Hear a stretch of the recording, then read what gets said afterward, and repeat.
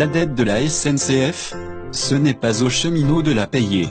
L'origine de la dette de la SNCF remonte avant même sa création, lorsque les compagnies ferroviaires privées recoururent massivement à l'emprunt pour financer les infrastructures. Lors de la création de la SNCF, en 1937, il y a déjà une dette. Sous l'injonction de l'État, afin de répondre à l'intérêt général et aux enjeux d'aménagement du territoire, la SNCF a dû investir, et donc recourir à l'emprunt. Avec notamment le développement du TGV.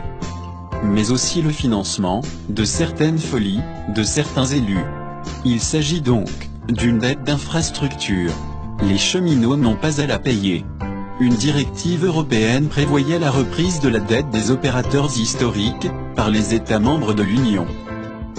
La France, contrairement à l'Allemagne, s'y a toujours refusé. La Cour des comptes a conclu que l'État devait reprendre la dette.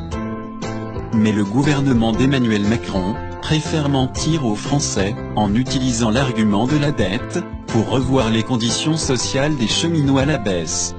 En supprimant des lignes, en supprimant des emplois de cheminots, en supprimant le statut, jamais il ne sera possible de rembourser 50 milliards d'euros. Oui, 50 milliards, c'est le montant de la dette de la SNCF. Et 3 244 €, c'est le montant des intérêts par minute, soit 1,7 milliard d'euros par an. Cette dette, elle fait le bonheur des banquiers. Il faut 1,5 milliard d'euros par an pour rénover notre réseau ferroviaire. Les intérêts de la dette de la SNCF, c'est 1,7 milliard d'euros. Tout cet argent, donné aux banques, pourrait servir pour rénover des voies et recruter des cheminots. Mais M. Macron préfère enrichir ses amis banquiers. Le poids de la dette vient surcharger les comptes d'un déficit structurel, qui entrave le développement et la mise en œuvre du service public. Ça tombe bien. Ce gouvernement veut mettre fin au service public, en fermant des lignes, en ouvrant le trafic à la concurrence, et en supprimant le statut des cheminots.